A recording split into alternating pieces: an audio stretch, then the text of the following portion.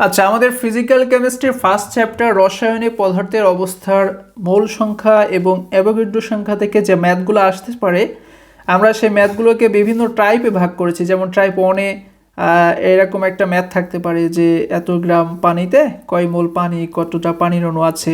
আবার টাইপ টুতে থাকতে পারে যে এইরকম একটা গ্যাসে কয়টা অণু আছে। টাইপ থ্রিতে থাকতে পারে যে একটা গ্যাসীয় অণুর ভরকে গ্রাম এককে গণনা করো। টাইপ ফোরে আবার একটু ডিফারেন্ট বা জটিল ধরনের ম্যাথ থাকতে পারে। তা আমরা এই ম্যাথগুলো আসলে সমাধানের জন্য বেশ কিছু সূত্রের ব্যবহার নিয়েছি, যে সূত্রগুলো আমরা শুরুতেই নোট করে দিয়েছি। আমরা এখানে টোটালি 3টা সূত্র রেখেছি, আর 4 নম্বর পয়েন্টে আমরা একটা মান নিয়েছি। তো প্রথম সূত্রটা হচ্ছে কোনো পদার্থের মোল সংখ্যা বের করার সূত্র। যে পদার্থের মোল সংখ্যা বের করা হবে ওই পদার্থের ভরকে ওই পদার্থের গ্রাম পারমাণবিক বা গ্রাম আণবিক ভর দিয়ে ভাগ করতে হবে। সবসময় তুমি ওই পদার্থের ভরটা গ্রাম এককে নিবা, কেজিতে থাকলে ওটাকে গ্রামে কনভার্ট করে নিবা। প্রতীক দিয়ে যদি প্রকাশ করতে যাও, মূল সংখ্যাকে ছোট হাতের এন দিয়ে প্রকাশ করা হয়, পদার্থের ভরকে ছোট হাতের ডাব্লু দিয়ে প্রকাশ করা হয়, আর গ্রাম পারমাণবিক বা গ্রাম আণবিক ভরকে বড় হাতের এম দিয়ে প্রকাশ করা হয়। যদি পদার্থটা পরমাণু হয় তাহলে হবে গ্রাম পারমাণবিক ভর, আর যদি পদার্থটা অণু হয় তাহলে হবে গ্রাম আণবিক ভর। এক্সাম্পল দেখি এই সম্পর্কিত একটা এক্সাম্পল খেয়াল করো। টাইপ ওয়ানেই এই রিলেটেড একটা এক্সাম্পল আছে। এটা মোস্ট ইম্পর্টেন্ট ম্যাথ বলা যায় এটাকে, যে 90 গ্রাম পানিতে কত মোল পানি এবং কয়টা পানির অণু আছে। দেখো, আমি বলেছিলাম যে এখানে চাচ্ছে কি, মোল চাচ্ছে, প্রথমে চাচ্ছে কি মোল। তো মোল বের করার সিস্টেম কি, মোল সংখ্যা বের করার সিস্টেম ওই পদার্থের ভরকে ওই পদার্থের গ্রাম পারমাণবিক বা আণবিক ভর দিয়ে ভাগ দিতে হবে। তাহলে পদার্থটা কি পানি, তাহলে পানির মোল সংখ্যা কিভাবে বের করবা, পানির মোল সংখ্যা বের করবা পানির ওই ভরকে পানির আণবিক ভর দিয়ে ভাগ দিতে হবে। পানির ভর আছে কত গ্রাম, প্রশ্নে পানির ভর দেওয়াই আছে 90 গ্রাম। তাহলে আমরা লিখতে পারি পানির পরিমাণ ডাব্লিউ ইকুয়াল টু 90 গ্রাম। আর পানির যে আণবিক ভর এটা তো আর দেওয়া থাকবে না, এটা তোমার মুখস্থ করতে হবে বা এটা বের করা শিখতে হবে। যেমন পানির আণবিক ভর H2O, যেহেতু পানির সংকেত, আমরা জানি অক্সিজেনের পারমাণবিক ভর 16 আর হাইড্রোজেনের পারমাণবিক ভর 1, তার সাথে আছে 2, তাই 1 গুণ 2, আর দুইটা পরমাণুর মাঝখানে দিতে হয় প্লাস চিহ্ন। ক্যালকুলেশন করে পানির আণবিক ভর হচ্ছে 18 গ্রাম পার মোল।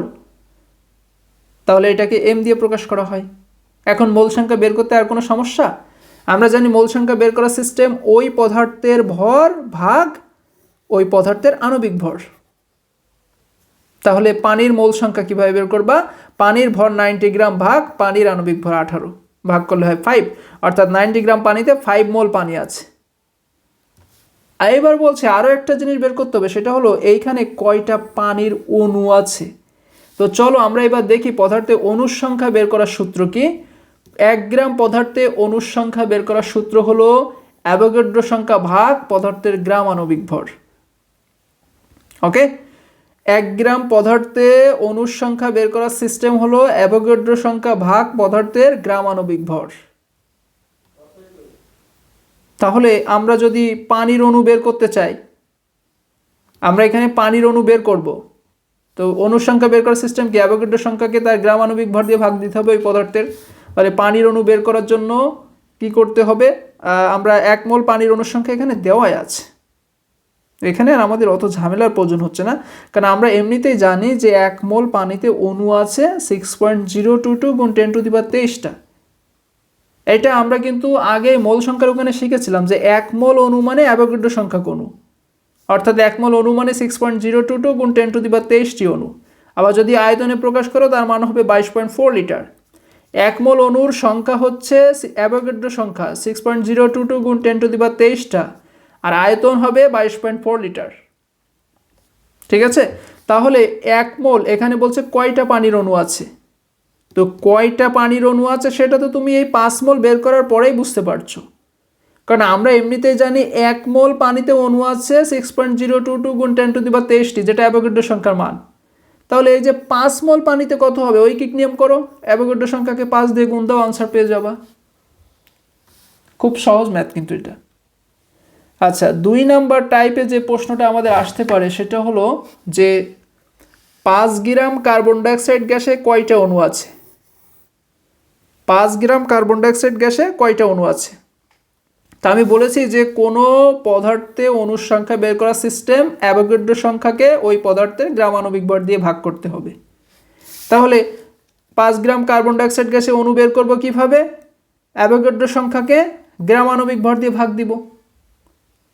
তো গ্রাম আণবিক ভরটা তো আগে জানা লাগবে। কার্বন ডাইঅক্সাইডের গ্রাম আণবিক ভর তো আর প্রশ্নে দিয়ে দেবে না, এটা তোমাদের বের করে নিতে হবে আলাদা। আমরা জানি কার্বনের পারমাণবিক ভর 12, মাঝখানে 2 পরমাণু মাঝখানে বসে প্লাস, অক্সিজেনের পারমাণবিক ভর 16, সাথে আছে 2, ফলে 16 গুণ 2 ক্যালকুলেশন করে 44 আসবে। অর্থাৎ কার্বন ডাইঅক্সাইডের আণবিক ভর মানে 44। তাই আমরা বলতে পারি 1 মোল কার্বন ডাইঅক্সাইড অণু মানে 44 গ্রাম কার্বন ডাইঅক্সাইড।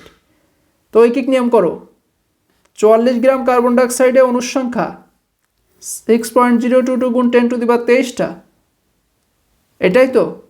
1 মোল কার্বন ডাইঅক্সাইড মানে যদি 44 গ্রাম কার্বন ডাইঅক্সাইড হয়, আমরা জানি 1 মোলে অণু আছে অ্যাভোগাড্রো সংখ্যার সমান, তাহলে 44 গ্রাম কার্বন ডাইঅক্সাইডেও সেম অণু থাকবে। এখন 1 গ্রাম কার্বন ডাইঅক্সাইডে অণু হবে এইটা ভাগ 44, আর 5 গ্রামে অণু হবে কত? এটা গুণ 5 ভাগ 44, ঐকিক নিয়মের মতো। আমাদের তো 5 গ্রামটাই চাচ্ছে, আমাদের তো 1 গ্রাম চাইনি। তো 5 গ্রাম চাচ্ছে বলে আমরা ঐকিক নিয়মের মতো 3টা লাইন করলাম, করে আমাদের মান চলে আসলো। অথবা তোমরা শর্টকাটেও করতে পারো এইভাবে, যে অণুর সংখ্যা বের করার সিস্টেম অ্যাভোগাড্রোর সংখ্যা ভাগ পদার্থের গ্রাম আণবিক ভর।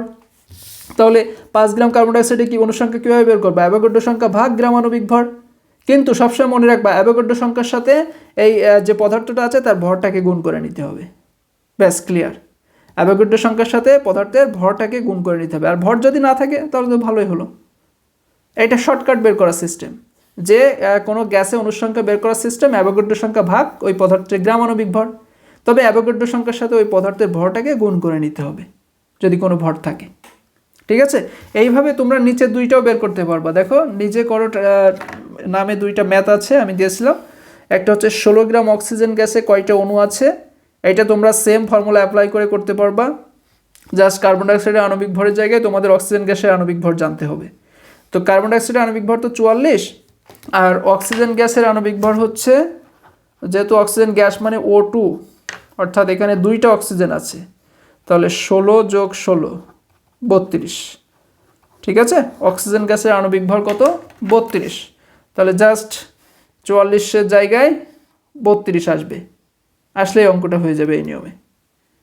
16 গ্রাম অক্সিজেন বলছে, তাহলে এই যে অ্যাভোগাড্রো সংখ্যার সাথে 16 গুণ হবে, নিচে আণবিক ভর 44-এর জায়গায় অক্সিজেনের আণবিক ভর কত?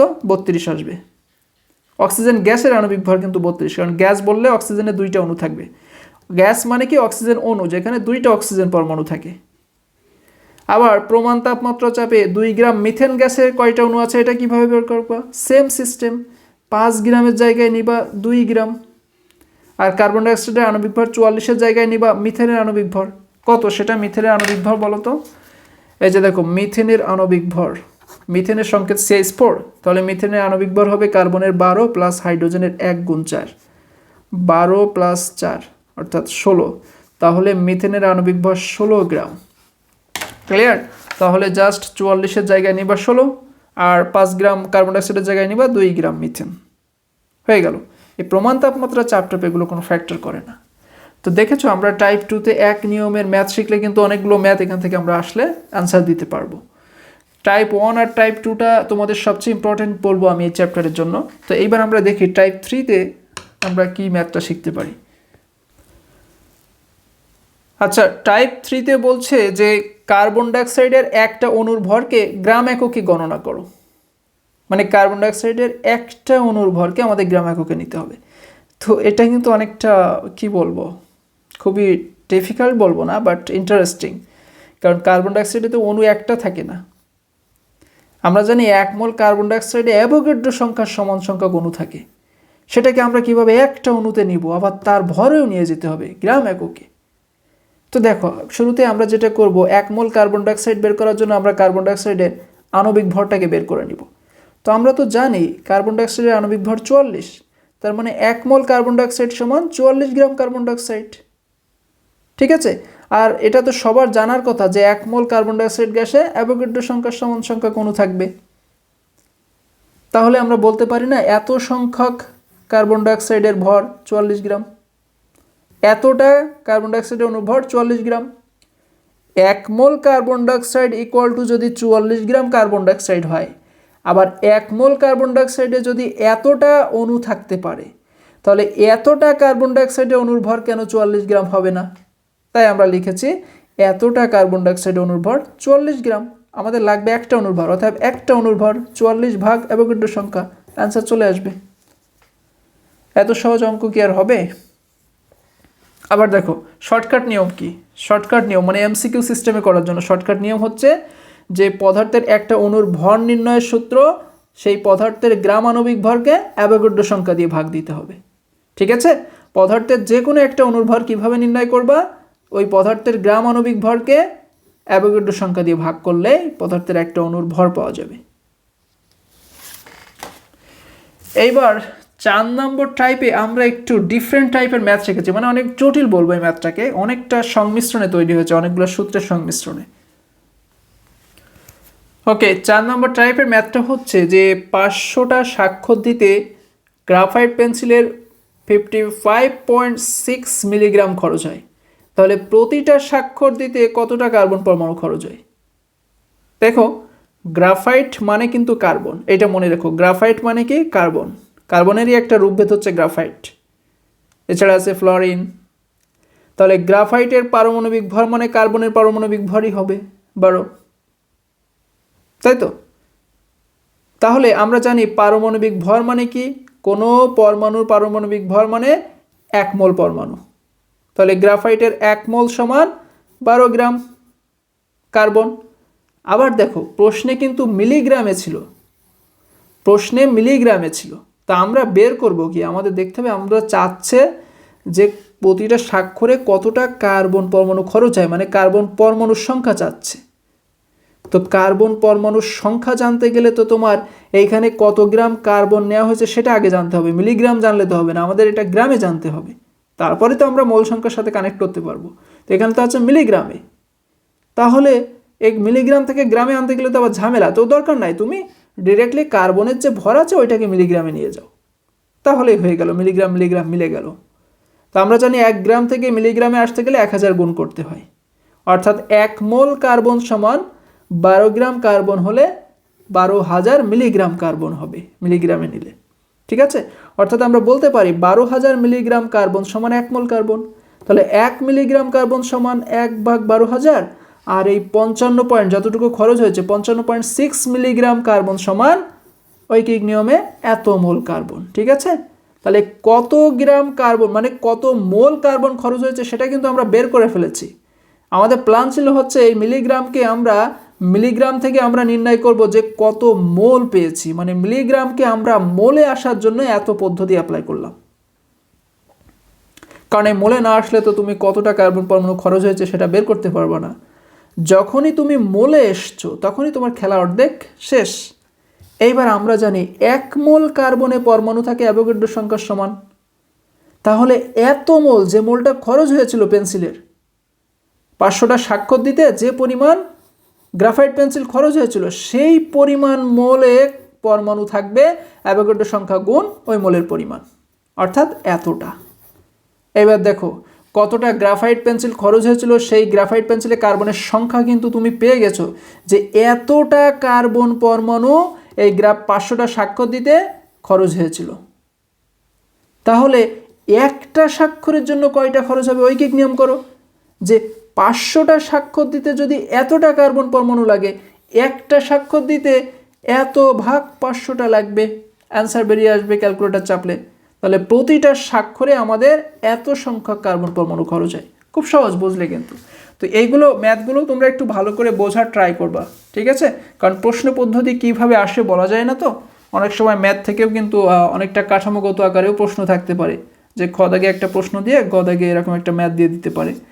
তো এই হচ্ছে আমাদের ফিজিক্যাল কেমিস্ট্রির ফার্স্ট চ্যাপ্টার। আমরা চেষ্টা করেছি এই চ্যাপ্টারের যে সিলেবাস ছিল তোমাদের ন্যাশনাল ইউনিভার্সিটি প্রদত্ত সিলেবাস, সেগুলো সম্পূর্ণ বোঝার ট্রাই করলাম। আমরা সিলেবাসের প্রতিটা টপিক সেখান থেকে শিখলাম, মোলের ধারণা, গণনা, গুরুত্ব, অ্যাভোগাড্রো সংখ্যা কী, তার প্রয়োগটা মানে ম্যাথ, অ্যাভোগাড্রো সংখ্যা প্রয়োগটা আমরা ওই ম্যাথ দিয়েই বুঝি, ঠিক তেমনি মোল সংখ্যার গণনাটাও আমরা ম্যাথ দিয়ে বুঝি। প্লাজমা পদার্থের আধুনিক একটা অবস্থা, এটাও আমরা দেখেছি। প্লাস আন্তঃআণবিক বল কি, পদার্থের অবস্থান নির্ধারণ, এদের রোল কি, গলনাঙ্ক দেখলাম, স্ফুটনাঙ্ক দেখলাম, কিভাবে এক অবস্থা থেকে আরেক অবস্থায় পরিবর্তন করা যায়, প্লাজমা অবস্থা দেখলাম, তরল স্ফটিক অবস্থা দেখলাম, পদার্থের বিভিন্ন ভৌত অবস্থা দেখলাম। তো এই মোটামুটি আমরা ফিজিক্যাল কেমিস্ট্রি 1-এর রসায়ন পদার্থের অবস্থা ফার্স্ট চ্যাপ্টার কমপ্লিট করে ফেললাম। তো এর পরবর্তী পর্বে আমরা চলে যাব, আলোচনা করব সেকেন্ড চ্যাপ্টার নিয়ে। ঠিক আছে, সে পর্যন্ত সবাই ভালো থেকো, সুস্থ থেকো, ধন্যবাদ।